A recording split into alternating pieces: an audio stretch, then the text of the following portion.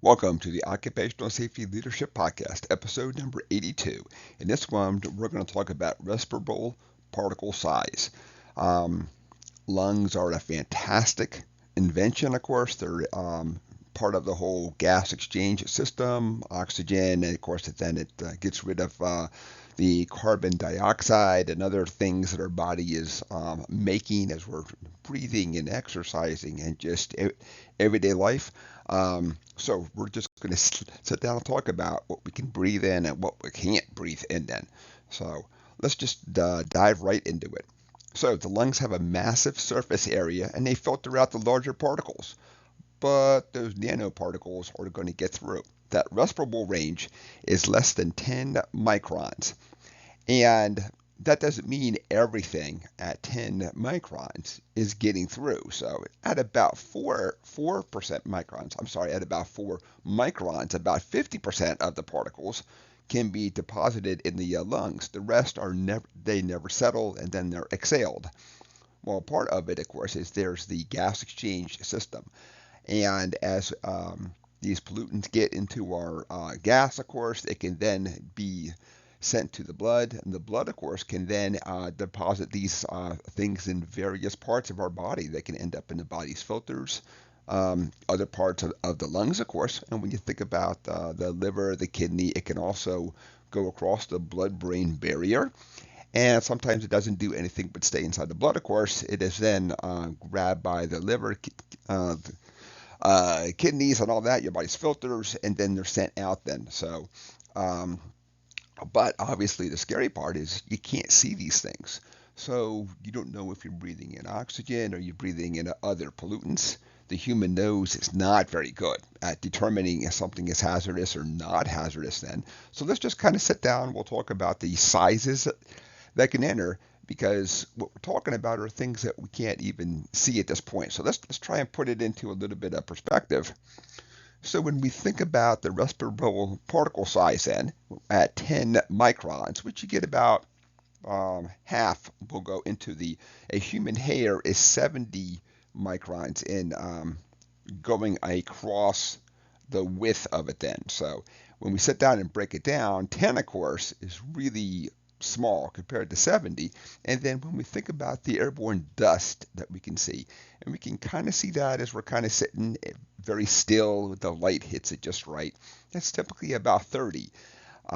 Very fine beach sand is about 90 across then. So what we're talking about is a very fine particle that you cannot see with the human eyes then. So and if we look at where these lodge inside of our air sacs, of course, then when we think about anything from about, now these are approximate numbers, so you can't take this as a 100%. This happens every single time, but it's a general rule of thumb here. 5.5 to 10 is going to lodge in the nose and the throat area then. So, and a lot of these, of course, are too big and then they go back down, but we know some get through. So typically the 3.3 to 3.5 are going to end up in the main breathing passages. As the lungs kind of get, as the air passages get smaller, we have the 2 to the 3.3 end up in the smaller ones, smaller breathing passages. 1 to about 2 end up in the bronchial, and the air sacs at about zero point 0.3 to about 1.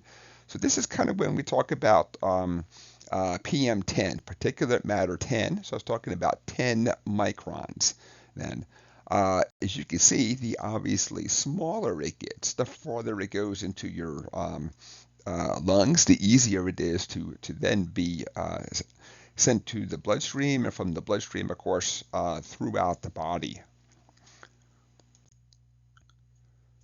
So many of us have heard in the news and, of course, other things when it talks about particulate matter of 10 microns or less, that's considered to be bad. And this is exactly what we're talking about today at 10 microns in.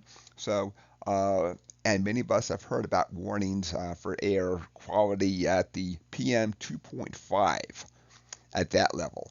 And that's, of course, 2.5 microns then. So at that level, we know that most of it at that is going to enter our lungs, and there's of course obviously that uh, very big possibility it ends up in the blood. From the blood, of course, it goes throughout the body. And when we look at these, of course, these are mostly contributed to. Now, this is not a 100% hard and fast rule, but when you think about wood fires, the exhausts from automobiles and trucks, power plants, the sulfur dioxide, the nitrogen dioxide. And then when we switch gears and we look over at industry, you have your individual chemicals out there, but the one that always seems to jump out is going to be silica. So silica, of course, is that super fine sand at this size. You can't see it, you can't smell it, you can't. And so that's one of the bad things. And many of these, when they're in that really small size, they kind of almost look like in the form of like silica and asbestos and all that. There's almost like a little hook on it, like a little barb, like a fishing hook then. So, and of course, I'm not talking about like a real big prominent J, but when you kind of think about how like a fishing hook can have like a little barb on there, so it does a very good job of binding right to things because it's doing exactly what it's supposed to do. I mean, it's actually trying to bind to things then. And that is it for respirable particle size then. So this was just a very short and sweet intro into the size. Um, I know that when I think about this, I always have to sit down and say, all right, what I'm really talking about to now, of course, this is me talking to me, is I'm talking about things I can't see, I can't smell, I can't taste, I can't. So there's always ways to go back and monitor. You can monitor for particle counters and everything else, but the bad part, of course, is that it doesn't tell you what the source of it is then. So is it from truck exhaust? Is it from other things? Now you can get yourself some really fancy particle counters, but you can also have everyday dirt, dust, and pollen out there too. So it makes it really hard to sit down and protect yourself against these particles. So episode number 82 is done. Thank you so much for joining me today. My name is Dr. David Ayers. Thank you and have a safe day.